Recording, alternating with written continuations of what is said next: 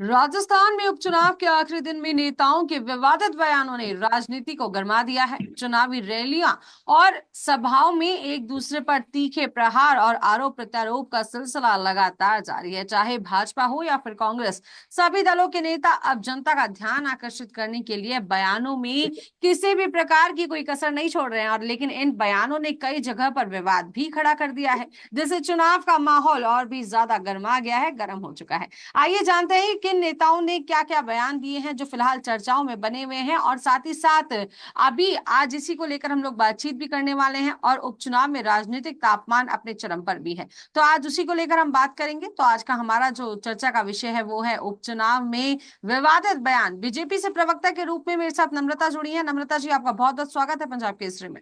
साथ ही कांग्रेस से प्रवक्ता के रूप में मनीष जोशी मेरे साथ जुड़े हैं। मनीष जी, आपका बहुत बहुत स्वागत है। ओपनिंग नोट के साथ शुरुआत करेंगे इस चर्चा की, तो सबसे पहले नम्रता जी आपसे शुरू करेंगे, क्या कुछ कहेंगी? जो ये आवाजें आ रही हैं, अब धमकी के रूप में चाहे कह लीजिए, चाहे डराने के रूप में कह लीजिए, ये वही आवाजें हैं जो विभाजन के समय मोहम्मद अली जिन्ना की तरफ से आई थी और जिसे हजारों कत्लेआम, बलात्कार और कितनी त्रासदी हिंदुओं ने झेली थी। अब वो तो नहीं रहा, पर उसके छोड़े हुए जो अंश हैं, जिसमें मैं कह दूं, चाहे तौकीर रजा कह दो, चाहे सरवर चिश्ती कह दो, चाहे कांग्रेस इसका जो सांसद है इमरान मसूद, उसकी बात कर लो, सेम भाषा बोल रहे हैं, वही भाषा बोल रहे हैं, लेकिन वह भूल रहे हैं कि वह राजस्थान जो कि वीरों की धरा है, वहां पर आकर के बोल रहे हैं। और समय बदल गया है। ना तो अब उनको बचाने वाली तुष्टीकरण की नीति पे चलने वाली कांग्रेस बची है, ना फूट डालो राज करो पे चलने वाले अंग्रेज बचे हैं। यह भारत है, आज का भारत, जो कि बाबा साहब अंबेडकर के लिखे हुए संविधान पर, कानून पर चलता है।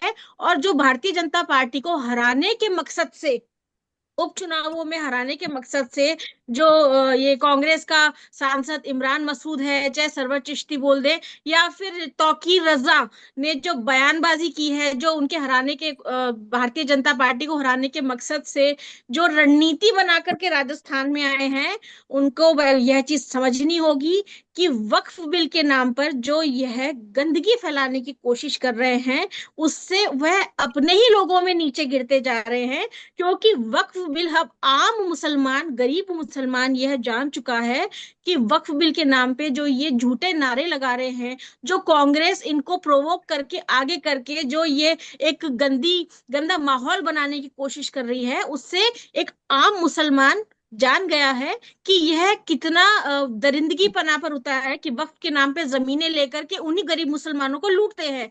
यह भारत में नहीं चलेगा। इसका परिणाम 23 तारीख को देखने को मिलेगा।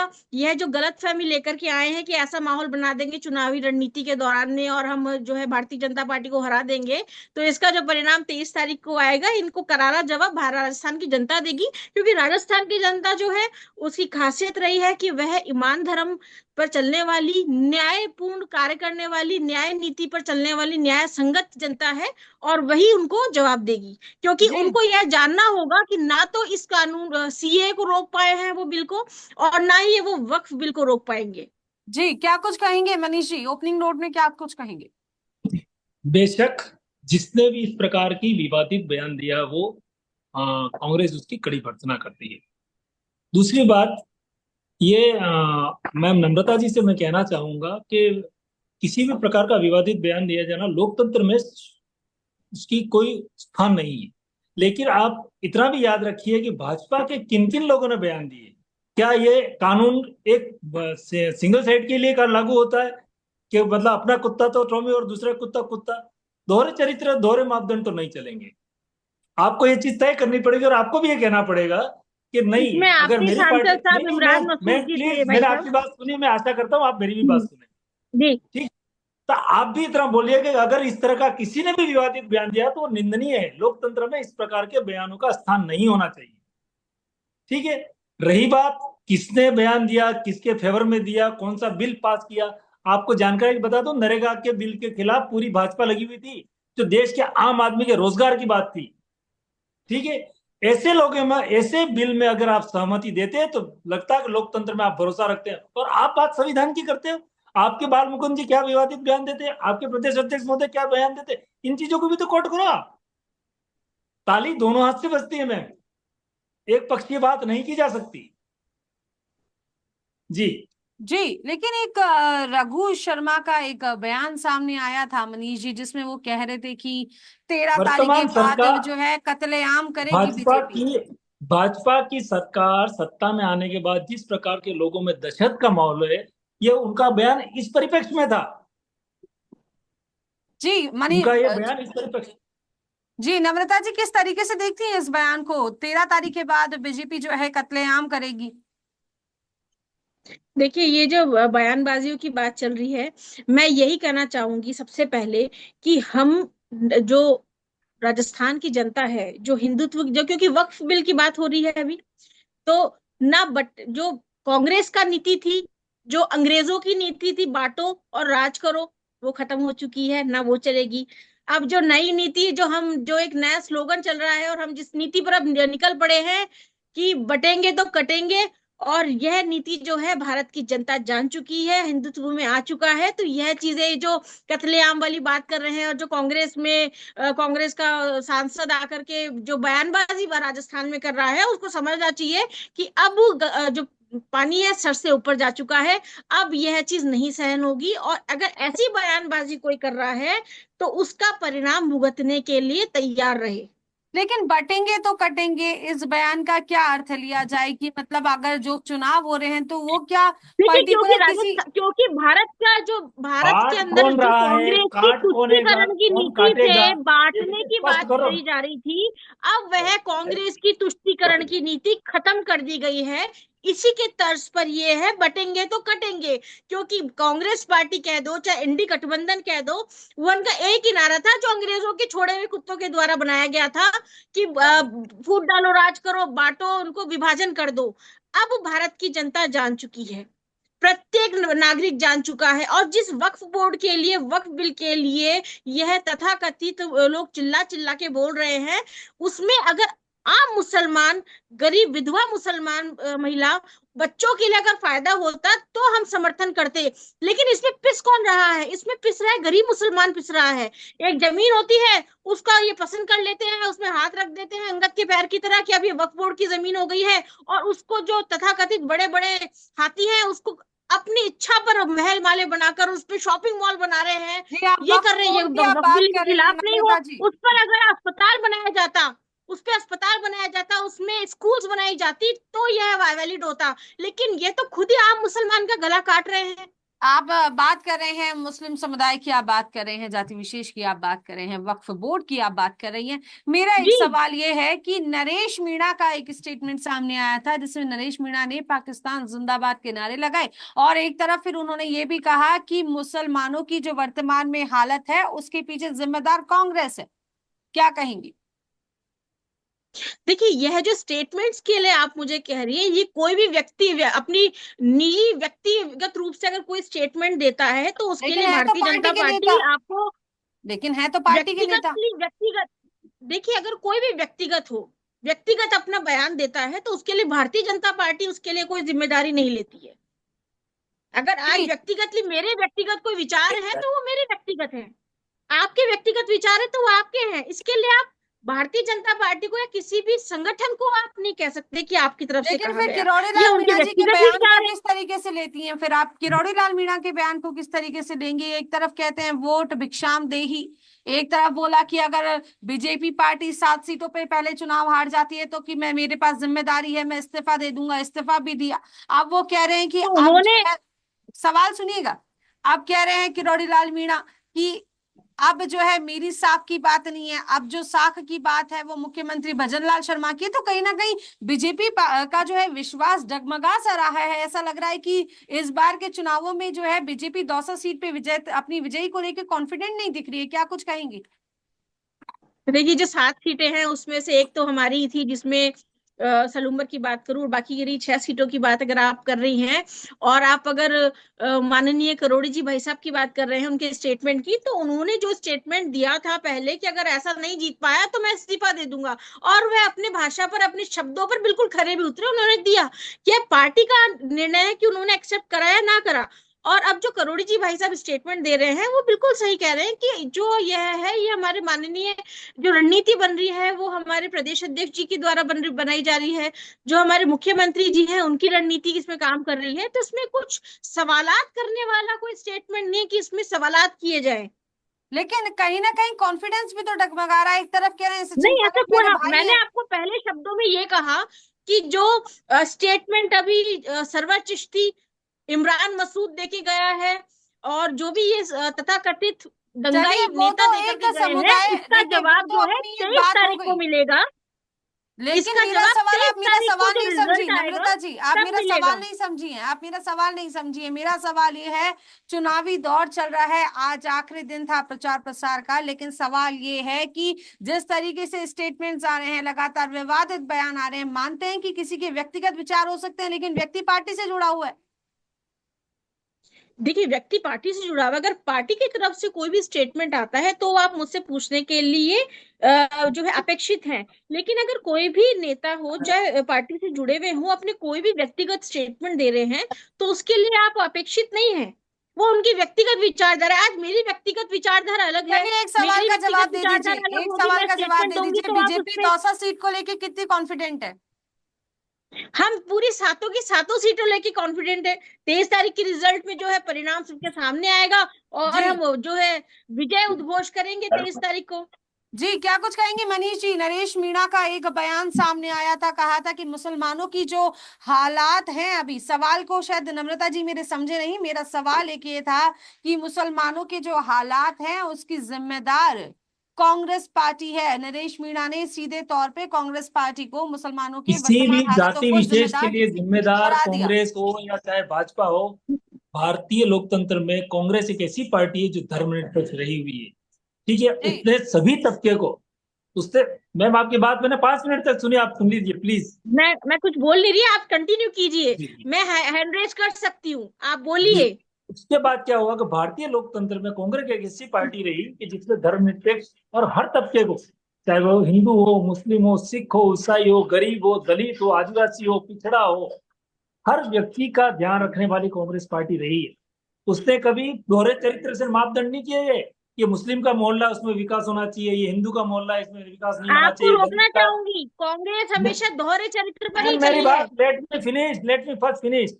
मैं आपकी किसी बात कांग्रेस में बीच दोहरे में नहीं चरित्र बोला पर ही हूं। चली है। रही बात, तो अगर मुझे बीच में मुझे भी बोलना है तो मैं भी कोई प्रवचन सुनने नहीं आया हूँ यहाँ।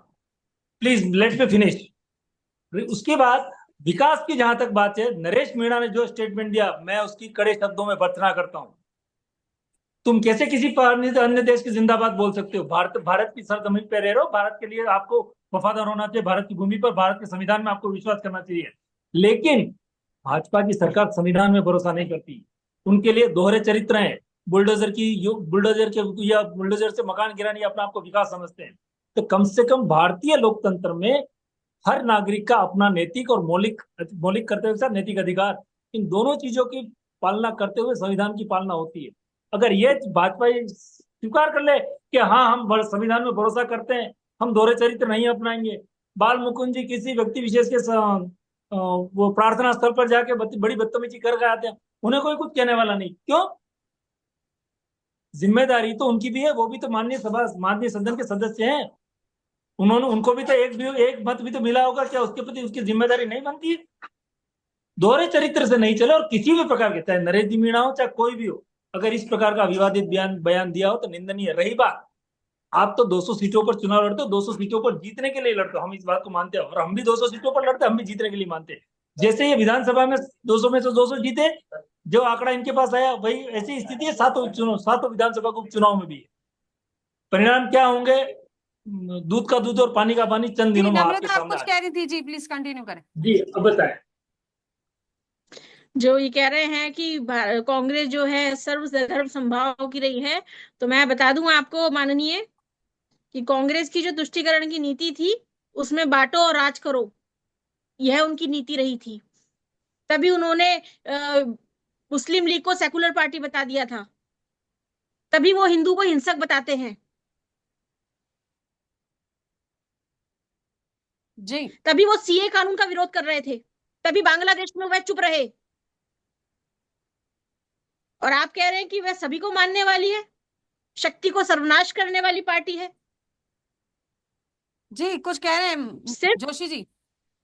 मिशनरियों की पार्टी है, बांग्लादेश की बात तो मिशनरी भाजपा नहीं करे तो बढ़िया, उसका कारण है की पार्टी है, बांग्लादेश का जो नया देश का कट्टरपंथियों जो की निर्माण पार्टी करा है, महेश और जी, जो मुट्ठी भर हिंदू पूर्व रहे हैं प्रधानमंत्री वह महेश अपने जी आप को इंदिरा सरेंडर गांधी की कर चुके बदौलत हैं। है। अगर इंदिरा बांग्लादेश गांधी अगर की पाकिस्तान के दो टुकड़े करने तक आज किसी ने हिम्मत करी है जवाहरलाल तो नेहरू जी इंदिरा की गांधी की बदौलत है कि बदौलत है। भारत को, बांग्लादेश के बारे में तो आपको भारत बोलने के किसी अंदर प्रकार का कोई हक कश्मीर के नहीं है। मुद्दे छोड़ करके चलिए आज आज आज पहले बांग्लादेश में बात हिंदुओं पे जो बंटवारे दुर्दशा हो रही पाकिस्तान है, बना दिया गया, आज भारत पाकिस्तान का विभाजन कर दिया गया। बंटवारे की बात यह करी जाएगी आगे। माननीय बंटवारा देखिए, जवाहरलाल पाकिस्तान बंटवारा के नेहरू दो जी की टुकड़े ही किए देन महेश है। जी जी प्रधानमंत्री ने, उसके दोनों लिए हम गर्वित है। प्रवक्ताओं को बीच में मैं रोकना चाहूंगी। आप एक प्रतिष्ठित पार्टी के जो हैं आप लोग प्रवक्ता हैं, मुद्दे से ना भटके, हम लोग जो आज का जो विषय है उसी पे बात कर लेते हैं। बंटवारा आज का विषय नहीं है, आज का विषय है जो विवादित बयान सामने आ रहे हैं उसको लेकर हम लोग बात कर रहे हैं। तो चलिए विवादित बयानों की तरफ एक बार फिर से रुख कर लेते हैं। तो मेरा अगला सवाल ये है कि लगातार एक राधा मोहन दास अग्रवाल का एक स्टेटमेंट सामने आया था जिसमें उन्होंने ये कहा था मनीष जी की सचिन पायलट की सभा से किसी भी प्रकार का कोई फर्क नहीं पड़ता। सचिन पायलट की जो आज की तारीख में लोकप्रियता है, हमारे सम्मानीय नेता है, पूर्व उप मुख्यमंत्री हैं, अगर लोकप्रियता नहीं होती तो आज जगह जगह जाके उनका पूर्व विरोध उप नहीं करना मुख्यमंत्री पड़ता जी। उनको। पूर्व उप मुख्यमंत्री का उनका विरोध नहीं करना पड़ता, जहां भी उनकी सभा है हाथों हाथ हमारे माननीय मुख्यमंत्री को पीछे के पीछे जाना पड़ता है, इनके राष्ट्रीय नेता को उनके पीछे सभा के पीछे पीछे लगाना पड़ता है। अगर लोकप्रियता नहीं होती, सभा का आपकी फर्क नहीं पार्टी में तो पड़ता। एक ही नहीं है, अशोक गहलोत जी और सचिन पायलट जी की तक ये हमारी विवाद में पार्टी उनकी का एका आपसी भाजपा मतभेद तो तो तय नहीं जाहिर करेगी, है। ये तो हम तय कर आप देंगे। कौन सी पार्टी की बात कर हमारी रहे हैं? पार्टी का एका है या लेकिन नहीं है, ये हमारी पार्टी लेकिन तय मनीष जी करेगी। आपकी एक तो पार्टी सवाल में एका देखिए नहीं है। नम्रता आप जी। हमारी वसुंधरा जी, भारतीय जनता पार्टी में आपके एक यहाँ शब्द, एक वसुंधरा जी वाणी, की क्या एक स्थिति चरित्र है, आप चलता तय है। कर लीजिए। जो शीश लेते वसुंधरा जो जी कहते क्यों हैं घर वही को रूट के सब फॉलो बैठी हुई करते हैं? हैं। आपके तो घर वसुंधरा में जी ही घर लेकिन क्यों बीच रूट में धर्मेंद्र के बैठी सिंह हुई लगातार है? आप आरोप तय चैनी कर लगा है। रही है लीजिए। मनीष जी, लगातार ये बात हो रही है कि जैसा कि मैं नम्रता जी कह रही हैं इनसे कि पूछता हूँ, वसुंधरा जी जी घर क्यों मनीष बैठी जी हुई है? ये हमारी पार्टी की चिंता करते एक हैं, हम हमारे घर सवाल की एक चिंता भाई नहीं सवाल करेंगे। ये राष्ट्रीय है उपाध्यक्ष जैसा है कि वो, नम्रता जी आप पूछ हमारे रहे घर हैं। की राष्ट्रीय चिंता कर उपाध्यक्ष लीजिए, है, आप हमारे लिए चिंता छोड़िए, माननीय आप है। आपके घर के कीजिए। जो वसुंधरा जी घर रूट के बैठी हुई है, आप उनकी हमारी बात राष्ट्रीय करिए। उपाध्यक्ष है, माननीय आए है, ना, आए ना पार्टी उपचुनाव का में, आज एक क्यों नहीं है? मजबूत स्तंभ ये है। राष्ट्र जग का, जाहिर सॉरी, राज्य का कुप्पू इतना बड़ा बिल्लियों की उपचुनाव तरह हो रहा जैसे है, लड़ाई हुई एक भी थी उपचुनाव में अशोक बुला क्यों गहलोत नहीं जी रहे? की और सचिन पायलट जी की, ऐसी नहीं एक हुई। भी उपचुनाव की किसी भी सभा में आप उनको बुला क्यों नहीं रहे? बुलाओ ना, ऐसी नहीं फिर हुई से चलिए है पार्टी आप लगता लड़ाइयाँ। है। अगर बात करें, जगत देखिए आप जाहिर है, बात करें, इसलिए सचिन नम्रता जी पायलट का आपको होना रोकना ना चाहूंगी, होना बराबर नम्रता है। जी रोकना चाहूंगी आपको, मनीष जी आपको भी रोकना चाहूंगी। नम्रता जी का सवाल ये है कि बात ये हो रही है कि पार्टी में एकता नहीं है, कहने का अर्थ ये है कि जहां एक तरफ हमारी एकता हम तय कर लेंगे। सर मेरा हमारी सवाल एकता हम सुनिए, तय। मेरा सवाल सुनिए, मेरा सवाल ये सुनिए। एक इस तरीके से सामने प्रेजेंट हो रहा है कि कहीं ना कहीं पहले एक अशोक गहलोत का और एक सचिन पायलट का गुट हुआ करता था, अब कहीं ना कहीं गोविंद सिंह डोटासरा का एक अलग ही गुट नजर आ रहा है। उनका सवाल ये है जी। मात्र एक गुट है कांग्रेस, कांग्रेस के अलावा दूसरा गुट नहीं है। माननीय अशोक गहलोत साहब महाराष्ट्र के चुनाव में व्यस्त हैं, उनकी भी वहां पर जितनी जरूरत है पार्टी उनका भी उपयोग ले रही है। जहां पर राजस्थान में जिन जिन सीटों पर उनकी आवश्यकता लग रही है, पार्टी उनको भी यहाँ भी जिम्मेदारी दे रही है। सचिन पायलट को भी महाराष्ट्र की भी जिम्मेदारी, दो अलग स्टेटों की भी जिम्मेदारी दे रखी है, मध्य प्रदेश की भी। सचिन पायलट साहब यहाँ भी सभाएं कर रहे हैं, इसलिए ये हमारी गुट की या पक्ष की ये चिंता नहीं करें।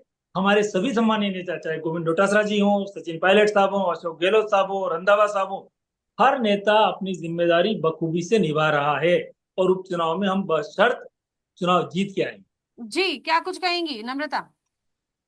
देखिए ये जो उपचुनाव हो रहे हैं, ये जो परीक्षा की घड़ी हमारी नहीं है, ये कांग्रेस की परीक्षा की घड़ी है। क्योंकि जो झूठे कवायदे करके, जो पथ भ्रम करके इन्होंने सीटें जीत ली थी, दोबारा से वही समय आ गया है। तो परीक्षा की घड़ी जो है इंडी गठबंधन की है, कांग्रेस की है, हमारी नहीं है। जी लेकिन क्योंकि एक भाजपा एक को सवाल हराने के लिए, भारतीय जनता पार्टी को हराने के लिए कांग्रेस, बसपा, मतलब सारे इंडी गठबंधन बना करके एक अलायंस बना के खड़ा हो जाता है और विजय घोष के लिए नारे लगाता है। जी तो एक वाजपेयी तरफ जी तो भारतीय कितने जनता पार्टी है, वाजपेयी जी प्रधानमंत्री बने थे, कितने दलों में खड़ा है, सवार एक होकर तरफ बने थे, गठबंधन आपको खड़ा है। जानकारी है? और उस पर बात हो रही मेरे है साथी कि प्रवक्ता को जानकारी ये होनी चाहिए। एका दिखाई जा रही है। तो हार की जलेबी तो फिलहाल अभी ताजा तरीन ही मेरे इन्होंने साथी हरियाणा प्रवक्ता में को ये चखी है। जानकारी होनी लेकिन चाहिए, और सचिन अटल बिहारी पायलट महाराष्ट्र की वाजपेयी जी बात जी कर प्रधानमंत्री लेंगे, लेकिन बने थे। राजस्थान की बात करें, वहां भी चख लेंगे। जी लेकिन नम्रता सचिन पायलट का एक स्टेटमेंट सामने आया था जहां पर सचिन पायलट ने ये कहा कि डीसी बैरवा को जो है कमजोर माना जा रहा था, जिस डीसी बैरवा को कमजोर मान रहे थे, अब उसी डीसी बैरवा को हराने के लिए पूरी की पूरी सरकार जो है दौसा में डेरा डाल के बैठी है। अब देखिए, उपचुनाव है, हमारे लिए प्रत्येक सीट महत्वपूर्ण है। आप चाहे दौसा की बात कर ले, चाहे सलूम्बर की बात कर ले, चाहे आप किसी भी, चाहे खींवसर की बात कर ले, प्रत्येक सीट हमारे लिए उतनी महत्वपूर्ण है। तो आप ये नहीं बोल सकते कि डेरा डाल करके बैठे हैं। भारतीय जनता पार्टी जो है जनता की पार्टी है, जनता उसको चुनकर लाई है। और देश में भी आज जनता ने तीसरी बार माननीय मोदी जी को अपना जो है राष्ट्र सेवक जो है चुना है। तो ये जनता की है, जनता जनार्दन है, जो फैसला लेगी वही लेगी। मैंने कहा ना, राजस्थान की जनता न्याय नीति पे चलने वाली है। वह जी जान चुकी है कि तुष्टीकरण की नीति अब खत्म हो चुकी है, और भविष्य में क्या करने, अगर कांग्रेस आती है तो भविष्य में हमारा भविष्य क्या होगा, इसी नीति पर राजस्थान की सरकार, राजस्थान की जनता का जो फैसला होगा उसको स्वीकार करेगी। जी, एक सवाल मनीष जी मेरा आपसे है कि अभी कुछ दिनों जी पहले हनुमान बेनीवाल का एक स्टेटमेंट सामने आया था, जहां पर उन्होंने पर्टिकुलर एक शब्द का प्रयोग किया था कि गहलोत के सामने ठुमके लगाकर वोट मांगते थे, और लगातार उन्होंने उसी तरीके से जो है दिव्या मदेरणा पर भी काफी अच्छा खासा निशाना साधा था। उसे किस तरीके से देखते हैं आप? मैं किसी भी प्रकार का राजनीतिक परिप्रेक्ष्य में और लोकतंत्र की इस परंपरा में हल्के शब्दों के उपयोग की मैं कड़ी निंदा करता हूं, चाहे कोई किसी के लिए भी बोले, और किसी भी राजनीतिक दल का व्यक्ति बोले, वो निंदनीय है और उसकी मैं भर्त्सना भी करता हूं। हल्के लेकिन शब्दों एक का सीधे प्रयोग तौर पे हनुमान लोकतांत्रिक बेनीवाल ने परंपरा ये में भी स्पष्ट किया था कि वो तो कांग्रेस के साथ गठबंधन ही नहीं करना चाहती है। नहीं किया ना। चल, लड़ रहे हैं हम तो चुनाव, हम भी स्वतंत्र लेकिन चुनाव लड़ रहे कांग्रेस हैं। ने इसलिए सूची जारी नहीं करी थी, इसलिए इंतजार कर रहे थे कि कहीं ना कहीं एक उम्मीद थी कि गठबंधन हो जाएगा। नहीं नहीं, हमने हमारा कैंडिडेट उतार दिया। आज तो चुनाव प्रचार खत्म होने वाला है, अब तो परसों वोट डलने वाला है। क्या लगता है कि इस बार कांग्रेस जो है खिमसर हम सीट पर चुनाव जीत झंडा गाड़ रहे हैं। पाएगी? हम चुनाव उपचुनाव की सभी सीटें जीत रहे हैं और सरकार का लिटमस टेस्ट है ये। बिल्कुल, परिणाम 23 तारीख को जी। आएंगे और परिणाम का और स्वागत इसमें किया दूध का गया है, दूध और और पानी भोज का की पानी हो तैयारी की जाएगा। जाए। भारतीय जनता तो पार्टी जनता सातों स्वाद सीटों ले पर आ रही रही है है, विगत 11 महीनों से, और परिणाम और जल्दी सुधर रहे हैं। इसके लिए नम्रता, आपको बिल्कुल क्लोजिंग नोट के बिल्कुल लिए मौका दिया जाएगा। बिल्कुल आपको क्लोजिंग नोट के लिए मौका दिया जाएगा। एक बार क्लोजिंग नोट हम लोग जो है मनीष जी से ले लें, फिर आप तक वापस लौटेंगे। जी, हम इस क्लोजिंग नोट, उपचुनाव क्या को कुछ अच्छी कहेंगे तरह से, क्लोजिंग नोट चुनाव में? बड़ी शिद्दत के साथ और कार्यकर्ता ने चुनाव लड़ा है। कोई उम्मीदवार चुनाव नहीं लड़ रहा, प्रत्येक कार्यकर्ता और जन चुनाव लड़ा है। जो सरकार से त्रासदी जो झेली है इस 11 महीनों में, उस एक एक जन ने चुनाव लड़ा है। और इस आने वाले उपचुनावों में सातों सीटों पर हम चुनाव जीत रहे हैं। जी नम्रता, क्लोजिंग नोट में क्या कुछ कहेंगी? क्या कुछ लगता है इस बार बीजेपी जो है सातों की सातों सीटों पर अपना झंडा गाड़ पाएगी? विजयी जो एक झंडा जिसे कहेंगे, जीत का झंडा गाड़ पाएगी इस बार? जो उपचुनाव आ रहे हैं, इस पे हमारे जो प्रदेश अध्यक्ष जी हैं उनका अनुभव, माननीय मुख्यमंत्री महोदय जी का रणनीति, जी और राजस्थान के अंदर जो भारतीय जनता पार्टी के प्रत्येक कार्यकर्ता हैं उनकी मेहनत, उनका कर्म योगदान, इस जो देश की राष्ट्र प्रथम के जो तर्ज पर हम काम करते हैं उसी पर हम चल रहे हैं, और उसी पर जो है देश का जो भविष्य भी हमारे इसी तरह देखते हैं। और राजस्थान के जो उपचुनावों की परिणाम है वो भी इसलिए आएंगे। और जी, तो राजस्थान में देखिए उपचुनाव का दौर है और आज प्रचार प्रसार का अंतिम दिन था, और 13 नवंबर को जो है अब मतदान होने हैं। 23 नवंबर को इसका परिणाम आना है, लेकिन परिणाम क्या कुछ होगा ये तो आने वाला वक्त ही तय कर पाएगा, क्योंकि दोनों ही पार्टियों ने अपनी एड़ी से लेकर चोटी तक का जोर तो लगा लिया है। लेकिन क्या जनता किसके पक्ष में अपना फैसला सुनाएगी ये तो वक्त ही तय करेगा। फिलहाल के लिए इतना ही। देखते रहिए पंजाब केसरी राजस्थान, मेरे एनालिजा के साथ। नमस्कार।